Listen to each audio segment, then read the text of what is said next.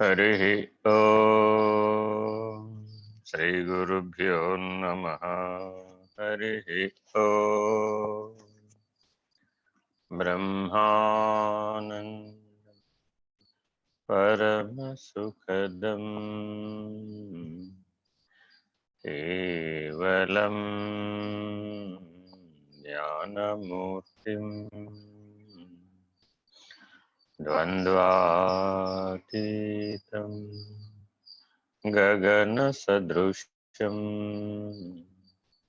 तत्त्वमस्यादिलक्ष्यम् एकं नित्यं विमलमचलं सर्वधी साक्षिभूतम् भावातीतं त्रिगुणरहितं सद्गुरुं तं नमामि। नमो ब्रह्मादिभ्यो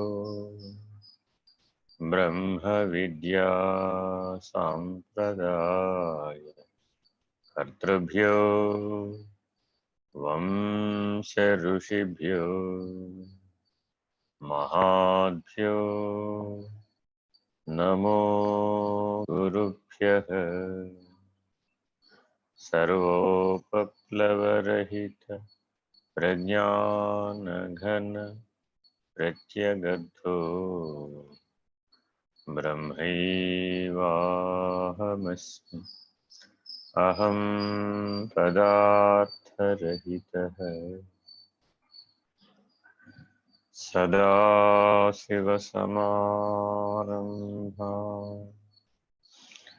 व्यासशङ्करमध्यमाम् अस्मदाचार्यपर्यन्तां वन्दे गुरुपरम्पराम्।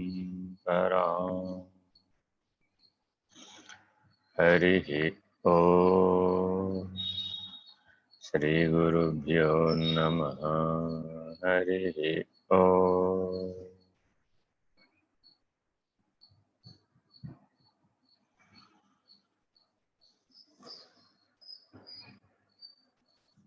నారాయణ నారాయణ.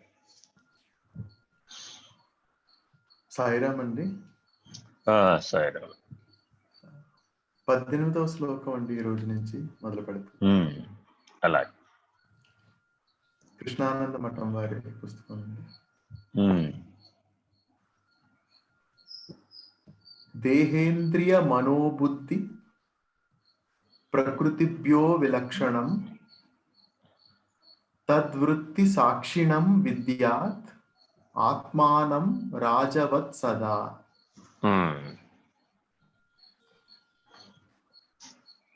ఆత్మావగాహన సాక్షిత్వం మూలంగా చెప్పబడుతున్నది. Very important. మనమందరం కూడా మానవ జీవితం అంతా వృత్తులతోనే ముడిపడింది. వృత్తి లేకపోతే మానవ జీవితంలో ఏది సాధ్యపడటం లేదు. అయితే ఆ వృత్తి ఎలా జరుగుతోంది అనేది సాక్షిగా గమనించాలి. ఎవరు గమనించాలి? మానవ జీవితంలో ఏది జరిగినా జనన నుంచి మరణం దాకా అన్ని గుణ కర్మ క్రియ నటన, ఇక వాటికి నామరూపాలు కూడా జోడిస్తే నామరూప గుణ కర్మ నటనలు, వీటన్నింటికి సాక్షి నేను. ఆ నేనుకి పేరు లేదు, రూపం లేదు, గుణం లేదు, కర్మబంధం లేదు, నటించడం కూడా లేదు. దానికి అది ఉన్నదన్నట్లుగా యథాతథంగా ఉంటుంది. అలా ఉండగలిగేటటువంటి ఏ సాక్షి ఉన్నదో ఆ సాక్షి సాధన ఆ సాక్షి వృత్తి, ఆ సాక్షి జ్ఞానం, ఈ మూడింటికి కలిపి ఆత్మానం రాజవత్ సదా. సదా అనేది చాలా ఇంపార్టెంట్. ఈ మూడవస్థలలోనూ అవస్థాత్రయం చేత మార్పు చెందకుండా ఉన్నటువంటి సాక్షి, సాక్షి చైతన్యం, సాక్షి ప్రకాశం, సాక్షి జ్ఞానం, సాక్షిగా ఉన్న ఆనందం, సాక్షిగా ఉన్న ఉనికి సత్. ఇది మారటం లేదు, ఎల్లకాలం మారటం లేదు. శరీరధారి అయినా మారటం లేదు, దేహాంతర ప్రాప్తి అయినా మారటం లేదు, సృష్టి స్థితి లయాలలో మారటం లేదు. అలా మారని స్థితి అందు ఉండటం సాక్షి, మారేవాడుగా ఉండటం వృత్తి. బాల్యం, యవ్వనం, కౌమారం, వృద్ధాప్యం, సదరు వ్యవహారాలు అంతా వృత్తి సంగతం. కమరివాడు, కుమ్మరివాడు, సిఇఓ గారు, ఎండి గారు, ఓనర్ గారు, నౌకర్ గారు, భార్య గారు, భర్త గారు, పిల్లలు గారు, కోతి గారు, సర్వం అమీబా గారి దాకా పిపీలికాది బ్రహ్మ పర్యంతము కూడా జాగ్రత్తగా గమనిస్తే ఇంతే. ఈ సామాన్య లక్షణాన్ని గుర్తుపట్టడం రావాలి. అప్పుడు ప్రజ్ఞానం బ్రహ్మ. పిపీలికాది బ్రహ్మ పర్యంతము ఏది పరివ్యాప్తమై ఉన్నదో ఆ చైతన్యానికి ప్రజ్ఞానం అని పేరు. అది పరివ్యాప్తమై ఉండి సాక్షిగా ఉంది. మరి వాస్తవానికి మన ఇంట్లో ఉన్నటువంటి అనేక విద్యుత్ పరికరాలు, ఫ్యాన్ కావచ్చు, బల్బు కావచ్చు, ఏసీ కావచ్చు, ఫ్రిడ్జ్ కావచ్చు, మిక్సీ కావచ్చు, కుక్కర్ కావచ్చు, ఇండక్షన్ కుక్కర్ కావచ్చు, అప్లయన్సెస్, పనిముట్లు ఏవైనా మారవచ్చు. కానీ వాడబడుతున్నటువంటి శక్తి, చైతన్యం, విద్యుత్ శక్తి ఒకటే. పంచభూతాత్మకమైనటువంటి సృష్టిలో ఎన్నైనా ఉపాధులు రావచ్చు, వ్యవహరించవచ్చు, లయించవచ్చు. ఆధారంగా ఉన్నటువంటి చైతన్యం ఒక్కటే. ఆ చైతన్యమే సత్ అన్న ఉనికి నుంచి వ్యక్తమవుతోంది. ఈ సాక్షికి ఆధారం బ్రహ్మము, ఈ సాక్షికి ఆధారం నిర్ణయము, ఈ సాక్షికి ఆధారం జ్ఞానము, ఈ సాక్షికి ఆధారం ప్రకాశము. ఆధార స్థితి ఎందున్న లక్షణాలని మనం గుర్తుపట్టాలి. అలా గుర్తుపట్టి ఎవడైతే ఉన్నాడో వాడు రాజస్థానంలో ఉన్నాడు. అలా ఎవరైతే లేరో ఎప్పటికప్పుడు ఏమవుతుంది, ఈ రాజస్థానం ఖాళీగా ఉండదు. ఎప్పుడూ ఎవరో ఒకరు ఆ రాజస్థానంలోకి చేరిపోతూ ఉంటాడు. అయితే మనసో, లేకపోతే బుద్ధో, లేకపోతే చిత్తమో, లేకపోతే అహంకారమో, ఒకవేళ వీళ్ళెవరూ సిద్ధంగా లేకపోతే మిగిలినటువంటి కర్మేంద్రియాలు, జ్ఞానేంద్రియాలు, విషయేంద్రియాలు, అంతరింద్రియాలు, ఇట్లా ప్రాణేంద్రియాలు ఏవైతే అవి తత్స్థానాన్ని పూరిస్తూ ఉంటాయి. ఈ త్వం అనేటటువంటి వాడు వృత్తి చేతనే ఉనికి కలిగి ఉన్నాడు. వృత్తి లేకపోతే త్వం లేదు, ఉన్నది తత్. వృత్తి శమించినప్పుడు ఏది ఉన్నదో అది తత్. వృత్తి శమించినప్పుడు, త్వం శమించినప్పుడు ఏది ఉన్నదో అది తత్. జాగ్రత్తగా పూర్వ శ్లోకంలో చెప్పారు, బుద్ధిగ్రాహ్యమతీంద్రియం అని. మరి బుద్ధిగ్రాహ్యమతీంద్రియం నిజంగా జరగాలి అంటే ఏం చేయాలి? బుద్ధి వృత్తి అనేటటువంటి ఆవరణ నుంచి బయటపడాలి. Very very important. వృత్తి అనేటటువంటి దానికి బుద్ధి లోబడి ఉన్నంత వరకు అది తనను తాను తెలుసుకోలేదు. ఏదో ఒక వర్ణం చేత గాని, ఏదో ఒక విషయం చేత గాని, ఏదో ఒక సందర్భం చేత గాని, ఏదో ఒక సంబంధం చేత గాని, ఏదో ఒక సంగత్వం చేత గాని, లేక కట్ట కడపటికి స్వకపోల కల్పన చేత గాని అది సంబంధపడిపోతూ ఉంటుంది. ఇదంతా అనాత్మ, ఇదంతా అవిద్య, ఇదంతా అజ్ఞానం, ఇదంతా ఆభాస, ఇదంతా అధ్యాస అని విడవాలి. అలా విడవబడినప్పుడు ఉన్న రాజు, ఉన్న ప్రకాశం, ఉన్న జ్ఞానం, ఉన్న చైతన్యం, ఉన్న సత్ యథా తథముగా ఏ ఆవరణ దోషం లేకుండా, ఏ విక్షేప దోషం లేకుండా, ఏ మల దోషం లేకుండా తనకు తానుగా స్వయముగా ప్రకటితం అవుతుంది. రాజుగారు రాజస్థానంలో ఉంటాడు. ఉంటే మిగిలినవన్నీ వాటి వాటి స్థానాల్లో ఉంటాయి. ఆ రాజస్థానం గనక సరిగా లేదనుకోండి, ఆత్మానం రాజవత్ సదా అనటం వెనకాల చాలా అంతరార్థం ఉంది. ప్రస్తుతానికి ప్రాథమికంగా ఇలా విచారణ చేస్తాం, లోతుగా మరింతగా విచారణ చేస్తాం. చదవండి. రాజు అనేక స్థానములలో పర్యవేక్షణ చేస్తాడు. Very important. మనం చిన్నప్పటి నుంచి పిల్లలందరి చేత రాజు బంటు ఆట ఆడిస్తూ ఉంటారు. లేదు మేస్టారు పిల్లాడు, గురువు శిష్యుడు ఆట, లేదంటే భార్యాభర్త అనే ఆట, ఇలాంటి పిల్లలందరూ ఆడుతూ ఉంటారు. నేనే టీచర్, కూర్చోండి మీరంతా అంటుంది చిన్నపిల్ల. సరే కాసేపు అందరూ కూర్చుంటారు, కాసేపు ఏదో వినోదిస్తారు. కానీ అక్కడ సత్యం ఏమిటంటే వాళ్ళలో ఉన్నటువంటి చైతన్యాన్ని మేల్కొల్పే ప్రక్రియ అనమాట. అదంతా వికాసంలో భాగం. అయితే రాజు కెపాసిటీ ఏమిటండి అంటే, రాజుగారే మంత్రిగా వ్యవహరించగలడు, రాజుగారే సైన్యాధ్యక్షుడుగా కూడా వ్యవహరించగలడు, రాజుగారే పురోహితుడిగా కూడా వ్యవహరించగలడు, రాజుగారే అవసరమైతే సైనికుడిగా యుద్ధం చేయగలడు, రాజుగారే అవసరమైతే గంట కొట్టేవాడుగా కూడా ఉండగలడు. రాజు శబ్దం అంటే అర్థం ఏమిటంటే సర్వసమర్థము. ఇది రాజు శబ్దానికి అర్థం.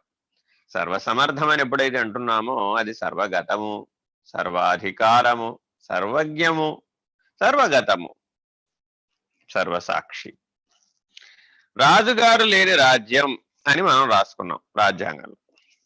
రాజు లేని రాజ్యం అంటే ఏంటండి అంటే అర్థం ఏంటంటే, ఏ రాజు అయినా సరే మళ్ళా అహంకారానికి లోనయ్యాడు అనుకో, అప్పుడేమైంది, అప్పుడంతా మారిపోయింది. మళ్ళా ఈ అహంకార స్థానం వచ్చి రాజు స్థానంలో కూర్చునేటప్పటికీ మిగిలినవన్నీ ఆ అహంకారానికి లోబడి పనిచేయడం మొదలుపెట్టింది.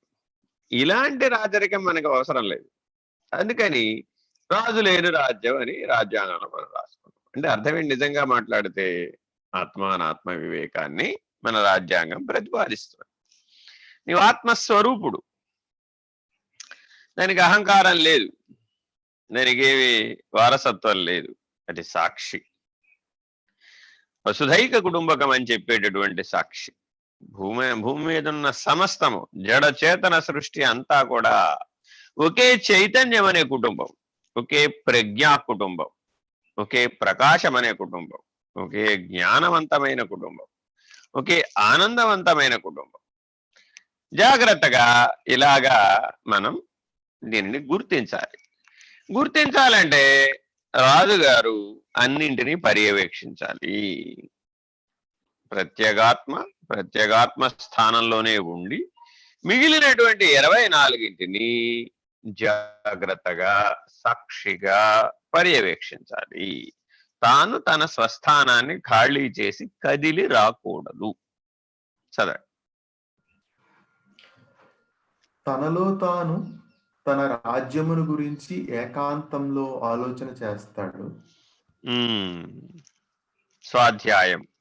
తనలో తాను అంటే స్వాధ్యాయం.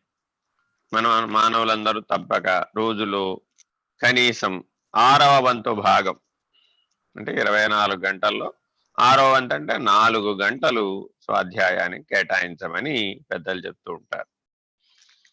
అందుకని ప్రతి సంధ్యలో కూడా మనం స్వాధ్యాయం చేయాలన్నమాట.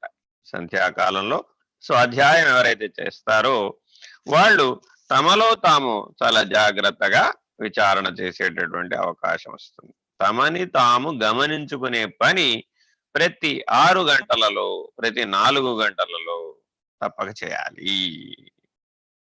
ఎందుకనంటే సంధ్యా సమయం 4 సంఖ్యల్లో 4×6 = 24, ప్రతి 6 గంటలకు ఒకసారి కొద్ది సమయాన్ని మనం స్వాధ్యాయానికి కేటాయించాలి. ఈ 6 గంటల్లో నేనేం చేశాను, ఎలా చేశాను, ఎలా ఉన్నాను? ఎందుకనంటే ఈ ఆత్మబోధలో గొప్ప సూత్రాలను అందిస్తూ ఉన్నారు. ఆత్మబోధో విధీయతే, ఆత్మానం అవధారయేత్, ఆత్మానం రాజవత్ సదా. ఇలాగా ప్రధానమైన లక్ష్యానికి సంబంధించినటువంటి సూత్రాలని అందిస్తున్నారు. వీటిని చాలా జాగ్రత్తగా నిలబెట్టుకోవాలన్నమాట. అలా నిలబెట్టుకోగలిగినప్పుడు మాత్రమే మనం స్వాధ్యాయ లక్ష్యాన్ని అందుకోగలుగుతాం. నేను ఆత్మస్వరూపుడు, నేను బ్రహ్మస్వరూపుడు, నేను పరబ్రహ్మమును అనే నిర్ణయాన్ని పొందడానికి ఈ స్వాధ్యాయం చాలా ఉపయోగపడుతుంది. ఒక్కసారి పరం అనే నిర్ణయం దాకా ఎవరైతే వస్తారో వాళ్ళకి ఈ స్వాధ్యాయంతో పని ఉండదు. ఎందుకని అంటే సహజం అయిపోతారు వాళ్ళు. ఇంకా వాళ్ళు మరలా విషయాత్మకమై ద్వైత బుద్ధితో, భేద బుద్ధితో వ్యవహరించేటటువంటి దశకి దిగిరారనమాట. అలా జీవన్ముక్త అవస్థను అనుభవిస్తున్నటువంటి వాళ్ళు, జీవన్ముక్త స్థితి యందు సహజమైపోయినటువంటి వాళ్ళు, కైవల్య మార్గ ప్రతిష్ట, కైవల్య మార్గ లబ్ధి పొందినటువంటి వాళ్ళు జన్మరాహిత్యం, పునరావృత్తి సహితమైనటువంటి మార్గంలోకి తిరిగిరారు. అందుకని వృత్తి సహితం అని అంటున్నాం చూడండి. పునరావృత్తి ఎప్పుడెప్పుడైతే ఈ వృత్తిలో ఉన్న గొడవ ఏమిటంటే ఎప్పటికప్పుడు అది పునరావృత్తి చెందుతూ, ఆ పునరావృత్తి రహితమైన మార్గంలో ఉండదన్నమాట. ఈ వృత్తికి ఎప్పుడు కూడా మరల మరల మరల మరల ద్యోతకం అవుతూ ఉంటుంది.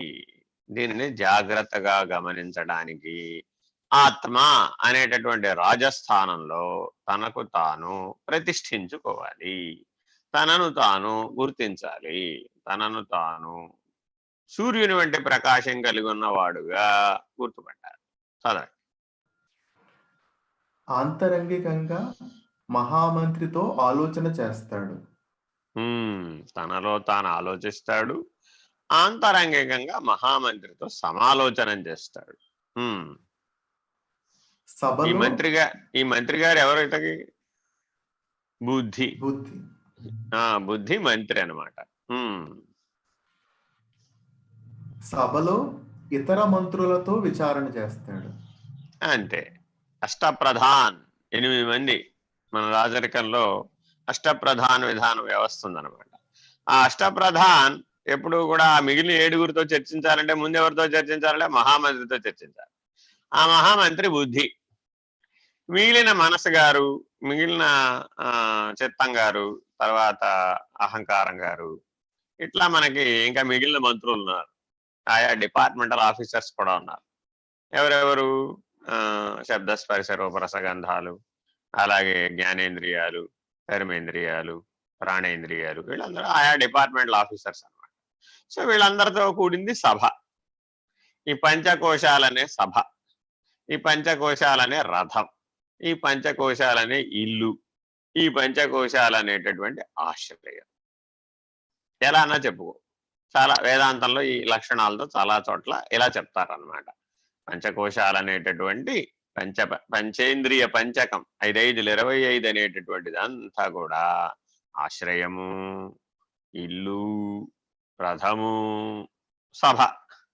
ఈ సభ తీర్చిన తర్వాత వీళ్ళతో చర్చిస్తూ ఉంటాడు. లేవగానే మానవుడు చేసే పని ఇదే. ఈ సభ అందరితో చర్చిస్తాడు అనమాట. ఏమిటిప్పుడు? కాళ్ళు చేతులు కదల్చాలి, కన్ను ముక్కు కదల్చాలి, జ్ఞానేంద్రియాలు పనిచేయాలి, ప్రపంచం ఉందని గుర్తించాలి, నేను ప్రపంచంలోకి వచ్చానని గుర్తించాలి, గుర్తించిన తర్వాత అక్కడి నుంచి ఏ వ్యవహారం చెయ్యాలి, ఇలా జాగ్రత్తగా గమనిస్తాడు. తర్వాత కర్మేంద్రియ పంచకాన్ని వాడాడు, ప్రాణేంద్రియ పంచకాన్ని వాడాడు, లేచాడు, వ్యవహరించాడు. ఇప్పుడు నేను ఏ లక్ష్యం దిశగా వ్యవహరించాలి, ఏం వినాలి, ఏం తినాలి, ఏం చెయ్యాలి, ఇత్యాదులన్నీ ఈ సభతో మాట్లాడడం అనమాట. సభలో ఉన్న మిగిలిన మంత్రులందరితో మాట్లాడడం అనమాట. అయితే ఇదంతా చేసే ముందు ఎవరితో మాట్లాడాలి? ప్రధానమంత్రితో మాట్లాడాలి. ఆ ప్రధానమంత్రి గారు ఏం చేశాడు? రాష్ట్రపతి గారికి సలహా ఇచ్చాడు. ఆ రాష్ట్రపతి గారు ఆత్మస్వరూపం, ప్రధానమంత్రి గారు బుద్ధి స్వరూపం, తర్వాత ఏదో హోంమంత్రి గారు, ఆర్థిక శాఖ మంత్రి గారు ఇత్యాదులు వీళ్ళందరూ సభలో మాట్లాడతారు. ఇలా ఎలా అయితే బయట మనం ఒక వ్యవహారానికి నిర్ణయాత్మకమైన రూపకల్పన, నిర్ణయాత్మకమైనటువంటి వ్యవహార శైలి ఉందో, మనలో కూడా అలాంటి పద్ధతే ఉన్నది. కాకపోతే రాష్ట్రపతి గారు ఎప్పుడు రాష్ట్రపతిగా రాజు వలె ఉండాలి. చదవండి. గూఢచారులను పంపి విషయం సేకరించి విచారణ చేస్తాడు. ఈ పని చేయాలండి. తనను తాను చాలా జాగ్రత్తగా పరిశీలించుకునేటప్పుడు గూఢచారులను పంపించి రాజ్యంలో ఏం జరుగుతోందో తెలుసుకోవాలి. Very very important. గూఢచార వ్యవస్థ సరిగా లేకపోతే రాజ్యం సరిగా సుభిక్షంగా ఉండదు. ప్రజలు తన గురించి ఏమనుకుంటున్నారు, ప్రజల పరిపాలన గురించి ఏమనుకుంటున్నారు అనేది సరిగ్గా తెలుసుకోవాలి. అంటే స్వాధ్యాయం చేసేటప్పుడు నిష్పక్షపాతంగా చేయాలి. మనం అందరం కూడా ఏం చేస్తాం, మనకి మనం ఓటేసుకుంటాం అనమాట. మనం ఓటేసుకోగానే మనం ఏం చేస్తే అదే రైట్ అయిపోయింది. ఈశ్వరుడు అందుకని ఏం చేస్తాడంటే సాధ్యమైనంత వరకు మనకి వ్యతిరేక సంస్కారాలు ఉన్నటువంటి మనుషుల యొక్క సాన్నిహిత్యాన్ని కలిగిస్తాడు. అందువల్ల ఏమైపోతుంది, నీ ఒకవేళ స్వాధ్యాయంలో పొరపాటు చేసినా, నీకు నువ్వే ఓటేసుకున్నా, నీ ఎదురుకుండా ఉన్నవాడు మాత్రం పొరపాటు కూడా నీకు ఓటే. ఎందుకని? వాడు వ్యతిరేక సంస్కారంతో అద్దం వలె పనిచేస్తాడు, నీ లోపాన్ని ఎత్తి చూపుతాడు. ఈ ప్రకృతి అంతా కూడా నీ స్వాధ్యాయానికి ఉపయోగపడేటటువంటి నియమాలతో, లక్షణాలతో ఉంటుంది.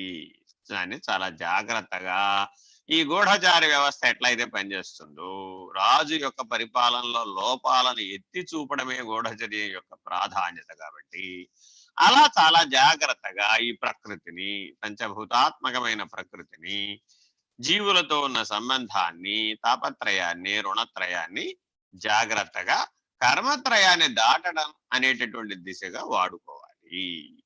చదవండి. తాను స్వయంగా రాజప్రాంగణంలో తిరుగుతూ తన యంత్రాంగం ఎట్లు పనిచేస్తున్నదో చూసుకుంటాడు. అది వెరీ ఇంపార్టెంట్. ఆయన తన మహారాజ స్థానం నుంచి ఈ పని అంతా చేస్తున్నాడు. ఏమండి, ఫలానా ఎక్కడో 50 మైళ్ళ అవతల, 100 కిలోమీటర్ల అవతల ఏదో జరిగిందండి అంటే గూఢచారి చెప్తే ఆ వ్యవస్థతో పని చేయిస్తాడు. అక్కడ 100 కిలోమీటర్ల దగ్గరికి అర్జెంటుగా పరిగెత్తుకెళ్ళాడు.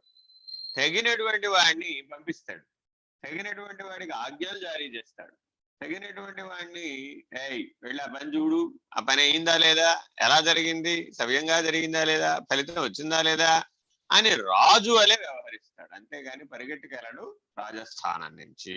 అలాగే ఆత్మ, ప్రత్యేగాత్మ ఆకాశంలో ఆకాశం అనే మొదటి స్థానం నుంచి అర్జెంటుగా భూమిలో భూమి, పృథ్వీలో పృథ్వీ స్థానానికి పరిగెట్టుకెళ్ళదు.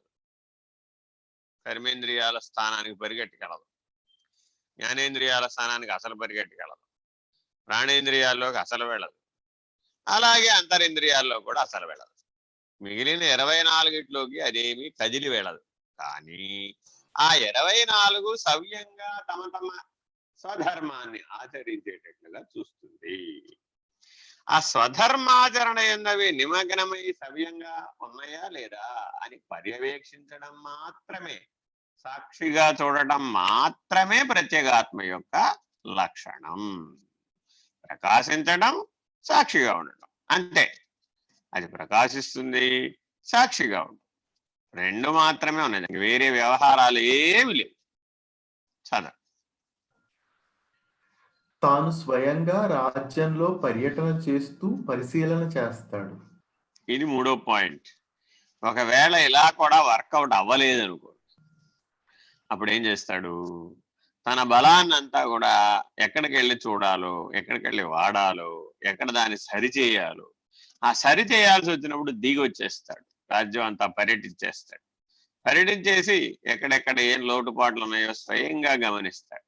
మనం కర్మ మార్గంలో సాధన చేసేటప్పుడు జ్ఞానపూర్వక కర్మాచరణ చేయాలన్నప్పుడు స్వయముగా ఆత్మజ్ఞానాన్ని మనం వాడాలి. సరే, బయట సామంతరాజులను తనకు అనుకూలంగా వ్యతిరేకించకుండా కాపాడుకుంటూ ఉంటాడు. అరిషడ్ వర్గాలు, షడ్ వికారాలు, షడ్ ఊర్ములు, ఇవన్నీ కూడా సామంతరాజులు. ఈ సామంతరాజులందరూ కూడా ఎప్పుడు దీని మీద దాడి చేస్తూ ఉంటారు. వాళ్ళకి ఏం పని పాడాలేదు. వాడికి ఏంటంటే ఎప్పుడు రాజస్థానంలో కూర్చుందామా అని సామంతరాజుకు చక్రవర్తి స్థానం మీద కన్నుడు. ఇవేం చేస్తూ ఉంటాయి, ఈయన ఎప్పుడు బయటికి పోతాడా, ఈయన ఎప్పుడు తనను తాను మర్చిపోతాడా, తన బలాన్ని తాను కోల్పోతాడా, తన ధర్మాన్ని తాను కోల్పోతాడా, తన లక్షణాన్ని తాను కోల్పోతాడా, ఎప్పుడైతే ఈయనకి వైక్లభ్యం వస్తుందా అని ఎదురు చూస్తూ ఉంటారు. ఒక్కసారి వైక్లభ్యం రాగానే ఆ క్లైబ్యం పార్థ అంటాడు పరమాత్మ. ఈ క్లైబ్య లక్షణం రాగానే సామంతరాజులైనటువంటి హరిషడ్ వర్గాలు, షడ్వికారాలు, అలాగే షడూర్ములు, 3 6 18 మంది ఉన్నారు మనకి సామంతరాజులు. ఈ 18 మంది వచ్చి రాజస్థానాన్ని ఆక్రమించేస్తారు. ఇంకా వాటికి లోబడిపోతాడు అనమాట. అలా లోబడిపోయిన వాడెవడు, వాడు జీవుడు. ఇది గుర్తుపెట్టుకోవాలి. షడూర్ముల చేత, షడ్వికారముల చేత, హరిషడ్ వర్గముల చేత తాదాత్మ్యత చెంది లోబడిపోయినటువంటి వాడు ఎవడైతే ఉన్నాడో, ఆ సామంతరాజులను నిగ్రహించలేని వాడు ఎవడైతే ఉన్నాడో వాడు జీవుడు. అలా నిగ్రహించగలిగిన వాడెవడో వాడు చక్రవర్తి.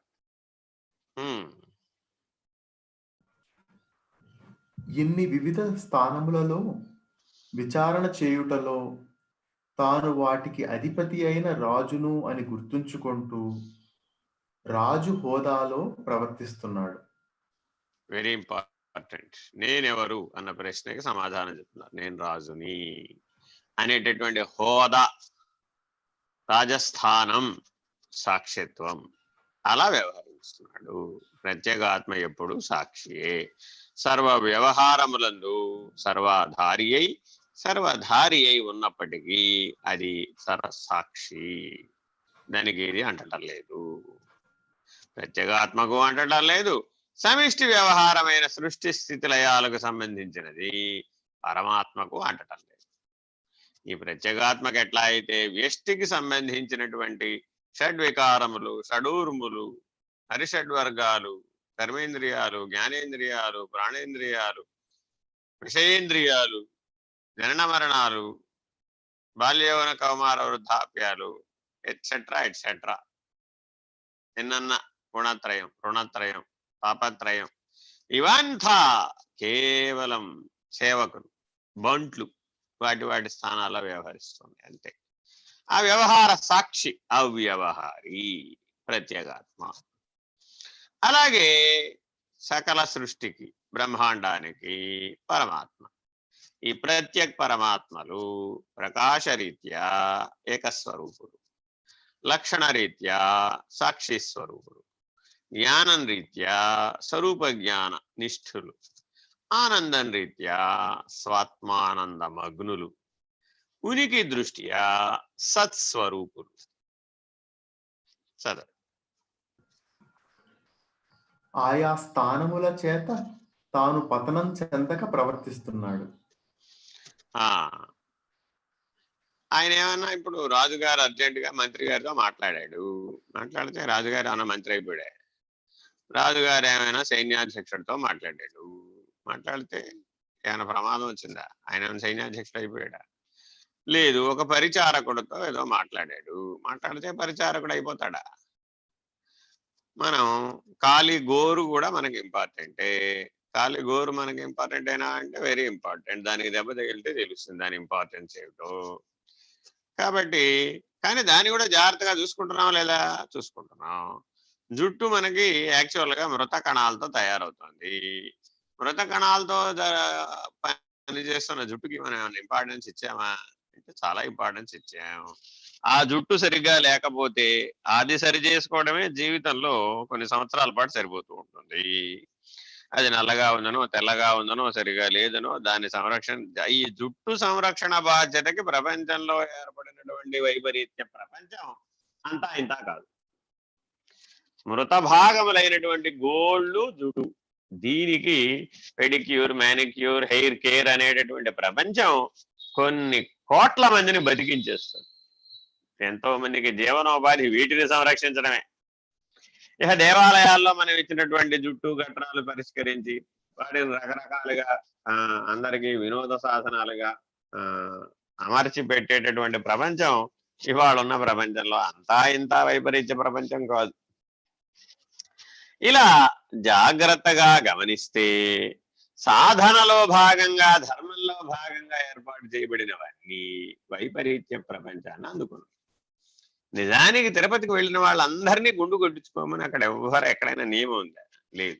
అక్కడ రాసి ఉంటుంది, కేశఖండనశాల మీద రాసి ఉంటుంది, అహంకార నిర్మూలనమునకు గుర్తు నేను నా అహాన్ని పోగొట్టుకుంటున్నాను నీ పాదముల దగ్గర. ఎందుకని ఆయన కటిహస్తాన్ని వరదహస్తాన్ని కలిగి ఉన్నాడు. ఆ కటిహస్తం వరదహస్తం ద్వారా ఆయన చెప్తున్నాడు, నాయన శరణాగతుడవు కమ్ము అని. చాలా జాగ్రత్తగా గమనిస్తే ఆ సర్వస్వ శరణాగతుడు అయినటువంటి వాడు పునః అహాన్ని పొందే అవకాశం లేదు. అలా నేను పొందడం లేదు అనే నిర్ణయం చెప్పడం కేశఖండన. తల తరుగుట, తల నీలములు తరుగుట రెండు సమం అంటాడు. ఎవరికి? ఆయన ఎవరు? మహాభారతంలో పరమాత్మ ద్రౌపదిని పరాభవించినప్పుడు ఈ వనవాస కాలంలో ఒక పరాభవం చేస్తాడు ఒక ఆయన. వస్తే ఆయనకి అతనికి తల తరగడం ప్రధానమా, తల నీలాలు తరగడం ప్రధానం అంటే రెండు ఒకటేరా బాబు అంటాడు. కాబట్టి ధర్మం అలా చెప్పింది అనమాట. మన సనాతన ధర్మం చాలా జాగ్రత్తగా ఏ పనినైనా సరే నీలో ఉన్నటువంటి స్వాత్మ లక్షణాలని, స్వరూప జ్ఞాన లక్షణాలని, అహం రాహిత్యాన్ని, శరణాగతిని బలపరిచేటటువంటి పద్ధతిగా ధర్మాన్ని ఏర్పరిచింది.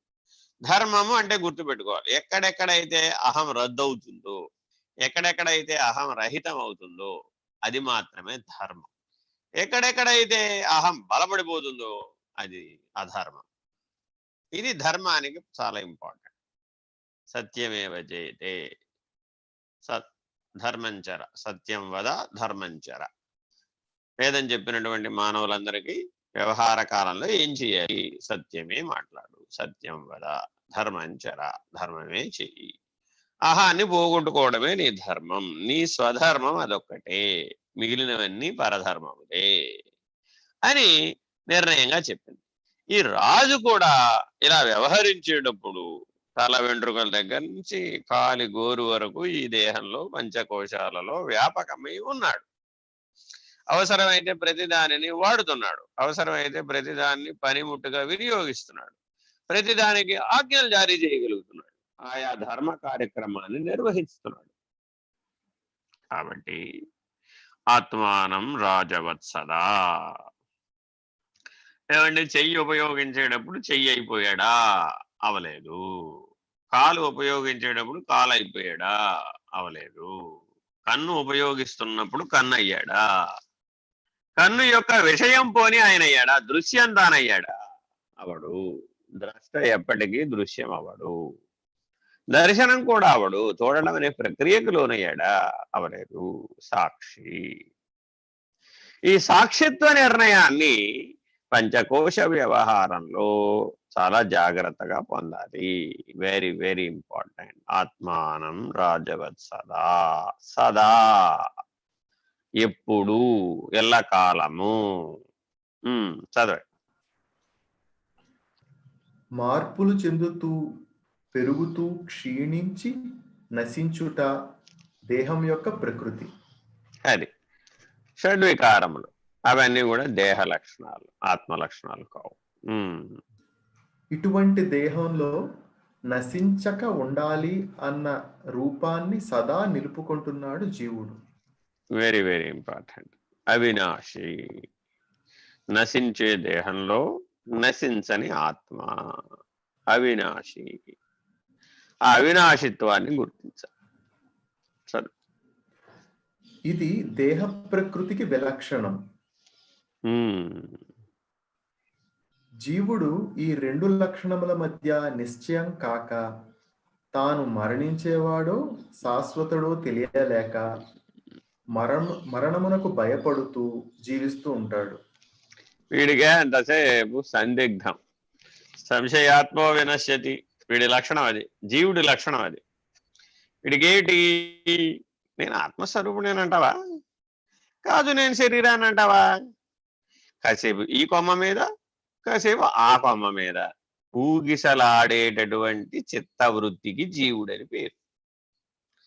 ఈ చిత్తవృత్తి ఏం చేస్తూ ఉంటుంది అప్పుడు, అయితే విషయాలలో, వ్యవహారంలో, శరీరంతో, పంచకోశాలతో పరిగెడుతూ ఒకవేళ ఎప్పుడైనా సరే పరిగెట్టకుండా ఉందనుకోండి, అప్పుడు తన స్వస్థానంలోకి వచ్చి ఆత్మభావంలో ఉండడానికి ప్రయత్నిస్తుంది. అది కూడా చిత్తవృత్తుల్లో ఉంటుంది. కానీ తక్కువసేపు ఉన్నంతసేపట్లో, కాసేపట్లో దీనికి మళ్ళా శరీర స్ఫురణ, దేహస్ఫురణ కలుగుతుంది. కలిగి అయ్యయ్యో నేను అది కదా, కాసేపు ఇక్కడ కూర్చున్నానేంటి సైలెంట్గా, ఏం పని పాట లేకుండా, ఏం వృధాగా నా జీవితం అంతా ఇలా కూర్చోవడమేనా, ఇలా సాక్షిగా ఊరికే ఓ మూల కూర్చుంటే నా వల్ల ఏం ప్రయోజనం, అప్రయోజనం కదా, ఏదో పని చేయాలి కదా, నేను ఏదో ఫలితం రాబట్టాలి కదా, ఏదో శరీరంలో ఏదో భాగాన్ని వాడాలి కదా, దేంతో దాంతో వ్యవహరించాలి కదా, ఇలా రాయి వలె కూర్చుంటే నాకేంటి ప్రయోజనం అనుకుంటుంది. ఆత్మభావాన్ని రాయి వలె భావిస్తుంది, జడం వలె భావిస్తుంది. ఇలా జీవుడు ద్వైధీ భావమును కలిగి ఉంటాడు. అది స్వాత్మ లక్షణం మీద, దేహ లక్షణం మీద రెండింటి మధ్య పరిగెట్టేటప్పుడు దానికి కలిగినటువంటి భీతి మృత్యు భీతి. ఆత్మకి మృత్యు భీతి లేదు, శరీరానికి తెలివే లేదు, ఇంకా దానికి భయమేమి. శరీరానికి మరణ భయం లేదు, ఉన్నదంతా గొడవ ఎవరికి ఇప్పుడు, జీవుడికే.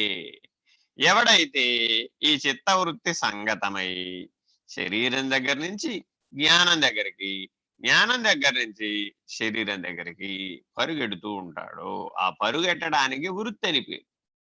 ఈ పరుగుకి సంకల్పం అని పేరు, ఈ పరుగుకి విపర్యం అని పేరు, ఈ పరుగుకి సహకరించే స్మృతి జ్ఞానానికి స్మృతి వృత్తి అని పేరు.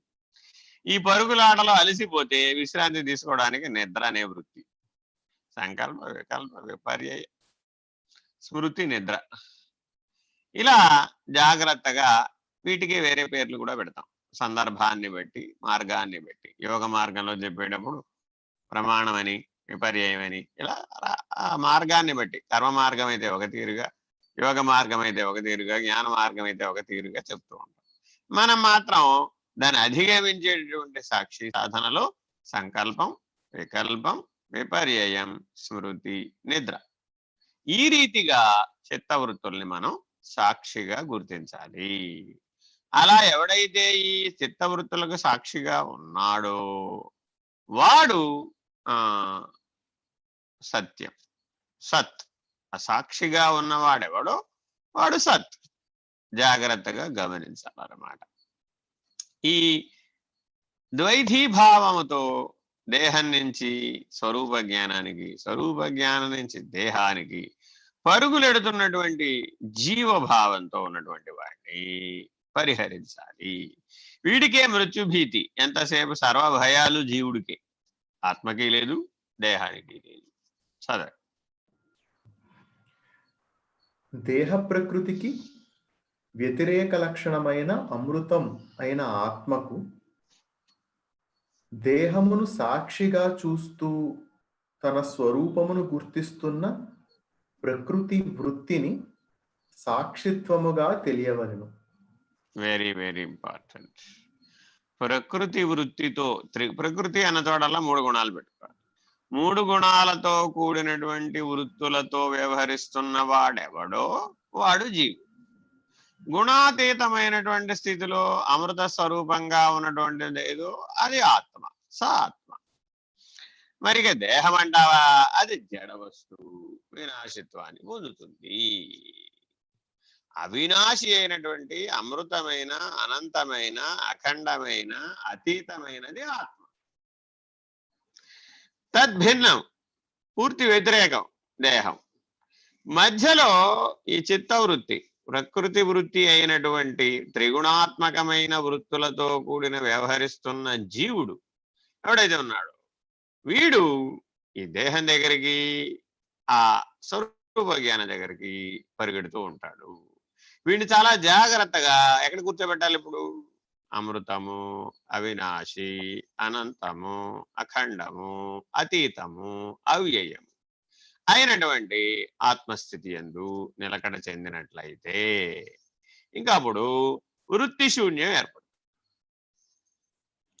చిత్తవృత్తి నిరోధం, ప్రయత్నం చేసి చిత్తవృత్తి నిరోధం చేయడమేమో యోగమైతే, వృత్తి శూన్య స్థితి యందు స్వాత్మను దర్శించటం జ్ఞానం. ఇది రెండింటి మధ్య ఉన్నటువంటి స్థితి భేదం. సాధనల ద్వారా వృత్తి నిరోధం చేస్తూ ఉండటం యోగం. వృత్తి శూన్య స్థితి యందు తనను తాను గుర్తించడం, తను తాను తెలుసుకోవడం, స్వాత్మ స్థితి యందు జీవుడు లయించి ఉండడం జ్ఞానం. చదువు. జీవుని విషయ దృష్టిలో ఇంద్రియములు విషయములనే గ్రహిస్తున్నవి. అంటే ఈ చిత్తవృత్తులన్నీ దేన్ని బట్టి పనిచేస్తున్నాయంటే ఇంద్రియాలను బట్టి, విషయాలను బట్టి పనిచేస్తాయి. ఏ చిత్తవృత్తి కదా. అందుకే ధ్యానం చేసేటప్పుడు ఏం చేస్తాం? ఏమేమి వచ్చిపోతున్నాయో చూడరా బాబు అంట.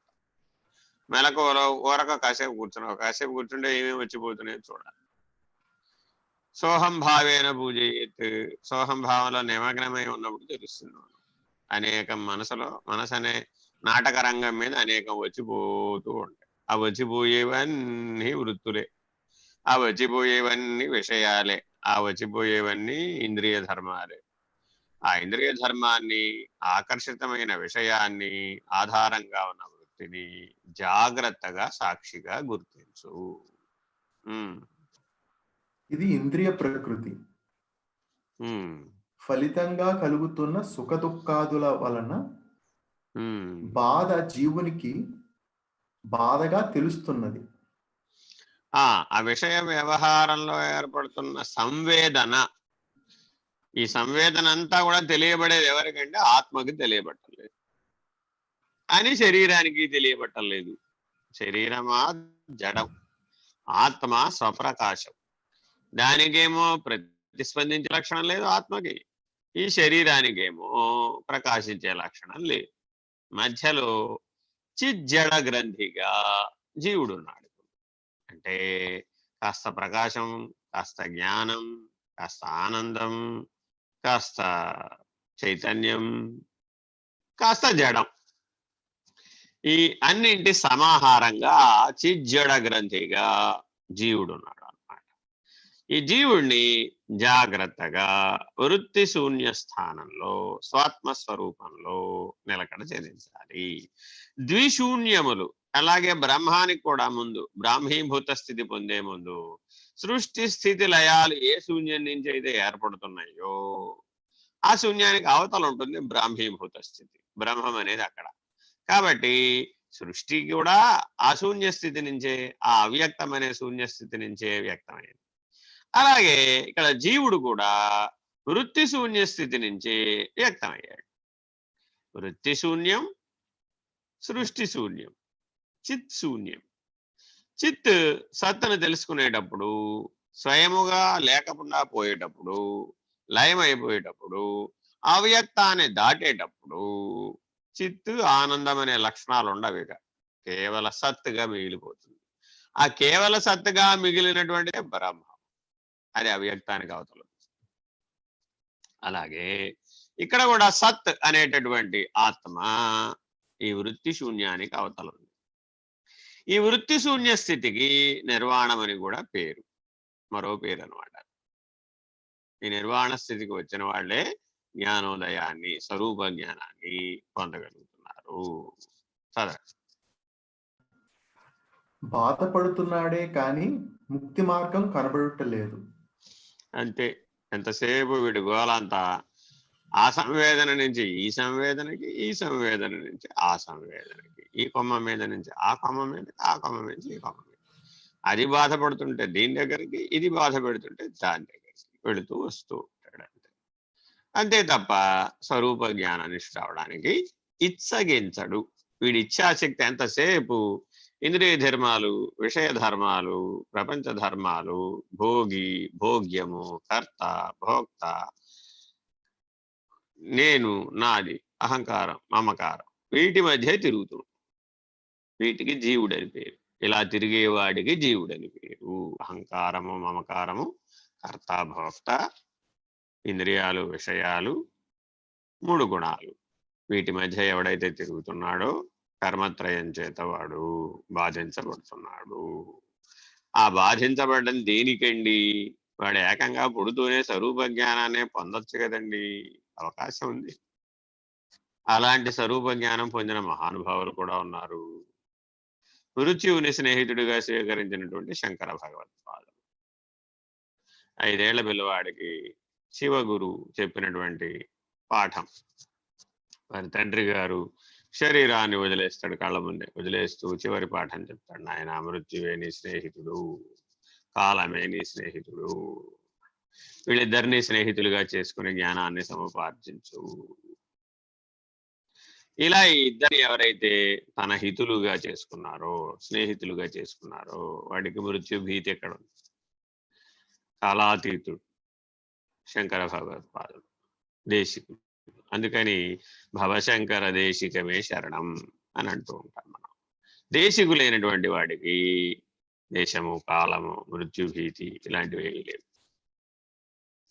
జాగ్రత్తగా ఈ జీవభావం నుంచి ఆత్మభావానికి, ఆత్మభావం నుంచి బ్రహ్మభావానికి, బ్రహ్మభావం నుంచి పరబ్రహ్మ నిర్ణయానికి, పరబ్రహ్మ నిర్ణయం నుంచి పరాత్పరము, పరబాహ్యం అనే నిర్ణయానికి మనం ఉన్నది ఉన్నటువంటి స్థితి, ఉన్నది ఉన్నట్లుగా ఉండుట అనేటటువంటి కైవల్య స్థితికి మానవుడు చేరాలి.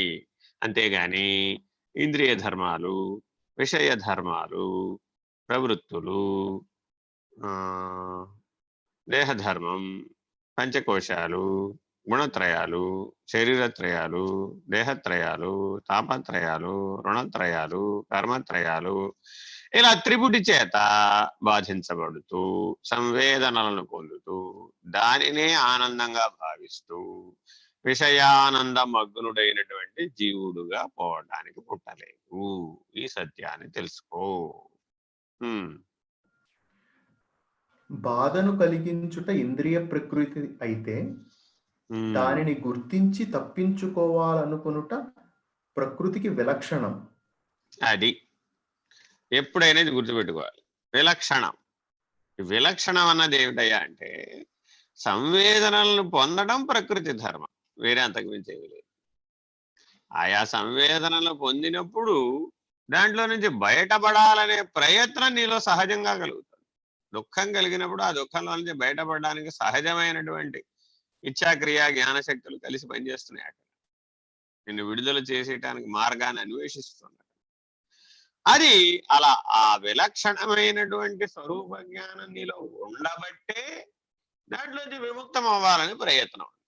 స్వరూప జ్ఞానమే లేకపోతే అందులోనే మునిగిపోతాడు అంతే. అలా జాగ్రత్తగా గమనించి ఈ ప్రకృతిలో నుంచి విలక్షణమైనటువంటి ఆత్మస్వరూపాన్ని గుర్తించాలి. చదవండి. ఇది ఆత్మకు స్వరూపమును గుర్తిస్తూ ఇంద్రియముల ప్రకృతి వృత్తికి సాక్షిగా ఉన్న సాక్షిత్వముగా తెలియవలెను. ఇంద్రియాలకి సాక్షి, ప్రకృతికి సాక్షి, పంచకోశాలకి సాక్షి, గుణత్రయాలకి సాక్షి, రుణత్రయాలకి సాక్షి, కర్మత్రయానికి సాక్షి. కర్మ తజ్జడం అనేటటువంటి నిర్ణయం పొందే వరకు నీవు ఈ విలక్షణతని సహజం చేసుకోవాలి. సరే. మనస్సు విషయ జ్ఞానంతో చపలంగా ప్రవర్తిస్తున్నప్పటికీ తనదే పూర్ణ జ్ఞానం అన్నట్లు ప్రవర్తిస్తుంది. ఇది మనస్సు ప్రకృతి.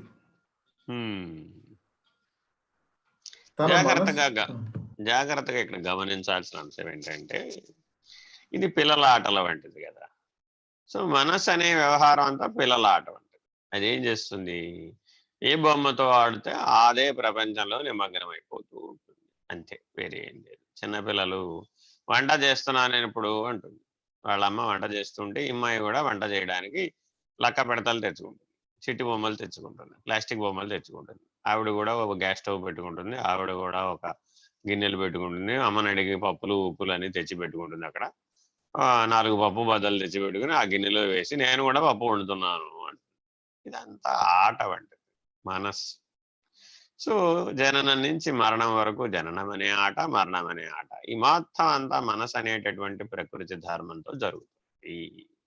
నీవు ఎప్పుడు పుట్టలేదు, ఎప్పుడు పోనివాడవు. శాశ్వతం, అవినాశి, అవ్యయం, అనంతం, అప్రమేయం, అవికారి. ఇలా జాగ్రత్తగా ఆత్మధర్మాలని గుర్తుపట్టు. వీటికి ప్రకృతికి విలక్షణము, శరీర ధర్మానికి విలక్షణము, ఇంద్రియ ధర్మానికి విలక్షణము, విషయానికి విలక్షణము, క్షేత్రమునకు విలక్షణము, క్షరమునకు విలక్షణము. ఈ విలక్షణ ధర్మాన్ని గుర్తించు. చదవండి. తన మనస్సు నిలవటం లేదని, అందువలన తనకు బాధ స్వరూపభంగం కలుగుతున్నదని జీవుడు కొట్టుమిట్టాడుతూ ఉంటాడు. అదిట వీడి గోల ఎప్పుడు ఒకటే. ఏంటయ్యా ఈ జీవుడికి అంటే, వీడు బుద్ధి ప్రధానంగా పనిచేయడు. ఎంతసేపు మనసు ప్రధానంగా పనిచేస్తాడు, రజోగుణ ధర్మ ప్రధానంగా పనిచేస్తాడు. వీడికి అభ్యాసం ఏం చేయాలి? ఇప్పుడు సత్వగుణ ధర్మ ప్రధానంగా పనిచేసే అలవాటు చేయాలన్నమాట. అది సదాచారం. ఈ రజోగుణ ధర్మం అనే మనసుతో కలిసి పనిచేయడం వలన వీడికి కొట్టు మిట్టాడటం అన్న లక్షణం వస్తుంది. కొట్టు మిట్టాడటం అంటే ఏంటండి అన్నాం అనుకోండి, దీపం తైలం అయిపోయిన తర్వాత చిట్ట చివరిలో రెపరెపలాడుతుంది, కొట్టు మిట్టాడుతూ ఉంటుంది. ఆరిపోవాలా వెలగాల, ఆరిపోవాలా వెలగాల. అప్పుడు ఒత్తి కాలిపోతూ ఉంటుంది. ఆ ఒత్తి కాలిపోవడం పూర్తి అయిపోతే దీపం ఆరిపోతుంది. ఈ జీవుడి వ్యవహారం కూడా ఎప్పుడు ఇదే, ఇంతకు మించి వేరే ఏమి లేదు. అందుకని మానవుడు దీపారాధన నుంచి నేర్చుకోవాలి అంటారు. దీపం సర్వతమోపహం అని ఎందుకు చెప్పారు అంటే, ఈ దీపం ద్వారా మానవుడి కొట్టుమిట్టాడే స్థితి నుంచి ఎదగాల. ఎప్పుడు వీడికి జీవితం అంతా జీవన్మరణ సమస్యని బాబు. మా అమ్మాయికి పెళ్ళి ఎప్పుడు అవుతుందోనండి, ఎన్నో సంబంధాలు చూసాం. ఎవరో ఒక అయ్యే స్థితిలో పెడదామంటే ఏది కుదరటం లేదండి. అనేక పర్ముటేషన్స్ అండ్ కాంబినేషన్స్. కుటుంబం నచ్చితే అబ్బాయి నచ్చడు, అబ్బాయి నచ్చితే అబ్బాయి, ఉద్యోగం నచ్చదు, ఉద్యోగం నచ్చితే వచ్చే ఆదాయం నచ్చదు, ఆదాయం నచ్చితే వ్యవహారం నచ్చదు, వ్యవహారం నచ్చితే కట్న కానుకలు నచ్చవు, కట్న కానుకలు నచ్చకపోతే అవేమిటి చివరికి కళ్యాణ మండపం నచ్చకపోయినా పని ఆగిపోయింది. ఆఖరికి ఆది దైవిక తాపం వచ్చినా సరే పెళ్ళి ఆగిపోయింది. ఇప్పుడు ఈ సంవత్సరం అంతా ఆది దైవిక తాపంతో అన్ని పెళ్ళిళ్ళు ఆగిపోయింది. ఇలాగా ప్రకృతి ధర్మంగా ఉన్నటువంటి ఆధ్యాత్మిక, ఆది దైవిక, ఆది భౌతిక తాపత్రయాల వలన కూడా అది జరగకపోవచ్చు. కానీ మానవుడు ఎంతసేపు కూడా ఈ తాపత్రయం, శరీరత్రయం, రుణత్రయం, కర్మత్రయం, దేహత్రయం, గుణత్రయం, అవస్థాత్రయం అనేటటువంటి అనేక అంశాల చేత కొట్టుమిట్టాడు. ఈ కొట్టుమిట్టాడే లక్షణం జీవుడు, ద్వైధీ భావన. దీన్ని చాలా జాగ్రత్తగా అభ్యాస వైరాగ్యాలతో పరిహరించాలి. పరిహరించి జాగ్రత్తగా ఆత్మస్వరూప జ్ఞానాన్ని పొందాలి, గుర్తించాలి. అది అయి ఉండాలి, ఉన్నదున్నట్లుగా ఉండాలి, విలక్షణంగా ఉండాలి, అక్షరుడుగా ఉండాలి. సరే, ఇది అంటే ఈ కొట్టుమిట్టాడడం మనస్సు యొక్క ప్రకృతికి జీవుని విలక్షణం. అంతే. మనసు అనేటటువంటి ప్రకృతి ఉంది. ఆ ప్రకృతికి ఈ జీవుడు నిజానికి మాట్లాడితే మనస్సుతో కలిసిపోయాడా జీవుడు అంటే కలవలేదు. ప్రకృతిలో కలిసిపోయాడా, ఆటలో కలిసిపోయాడా అంటే కలవలేదు. కానీ విలక్షణమని గుర్తించాడా అంటే గుర్తించాడు. వీడే అంతసేపు కలలో మునిగి తీరుతున్నటువంటి వాడి వలె ఉంటాడు అన్నమాట. నిజానికి వాడు అది కాదు. కానీ చాలా జాగ్రత్తగా గమనిస్తే తప్ప ఈ విలక్షణత్వాన్ని తాను పొందలేడు. అలా ఎవరైతే పొందాడో వాడేమైపోతాడు? ఎదుగుతాడు. ఆ విలక్షణత అన్న ఒక్కదాని వలనే మానవుడు జ్ఞానాన్ని పొందుతాడు. ఏ ఆటలో అయినా సరే, ఇప్పుడు పలక మీద అక్షరాలు దిద్దుతున్నాడండి, పలకలో కలిసిపోతాడా? కలిసిపోడు కదా. ఈ ప్రకృతి అనే అద్దంలో ప్రతిబింబించాడండి, ప్రతిబింబించినంత మాత్రాన బింబం ప్రతిబింబంలో కలిసిపోయిందా? కలిసిపోదు కదా. అలా తన యొక్క స్వకీయ చైతన్యాన్ని, స్వాత్మ చైతన్యాన్ని విలక్షణంగా గుర్తించాలి. చదవండి. ఇది ఆత్మకు స్వరూపమును గుర్తిస్తూ మనస్సు యొక్క ప్రకృతి వృత్తికి సాక్షిగా ఉన్న సాక్షిత్వముగా తెలియవలెను. వెరీ వెరీ ఈ ఈ సాక్షిత్వం అనేది చాలా చాలా చాలా చాలా చాలా వెరీ వెరీ 100 టైమ్స్ అండర్లైన్ చేయాలి. అంటే మానవుడు చేయాల్సిన అన్ని సాధనలోకెల్లా ముఖ్యమైన సాధన ఏది? మనోజయం. మనోజయం సాక్షి సాధన వల్లనే సాధ్యం, మిగిలిన దేని వల్ల సాధ్యం కాదు. ఏమండి, రోజు నేను రుద్రాభిషేకం చేయమంటారా? చేయనైనా. బాబు లలితా సహస్రనామం చదవమంటారా? చదువునైనా. విష్ణు సహస్రనామం చదవమంటారా? చదువునైనా. పంచోపచార పూజ చేయమంటారా? చేయనైనా. రోజు హోమం చేయమంటారా? చేయనైనా. ఎన్ని చేసినా వీటన్నింటికి ముఖ్యమైనటువంటి సాధన ఏది అంటే మనోజయం. ఇవన్నీ చేయడం వలన మనోజయం రాదు, కానీ మనోజయానికి కావలసినటువంటి సత్వగుణం వస్తుంది, సదాచారం వస్తుంది. ఇప్పుడు వీటన్నిటిని మనం సత్వగుణంతో ఆచరిస్తే అప్పుడు మాత్రమే.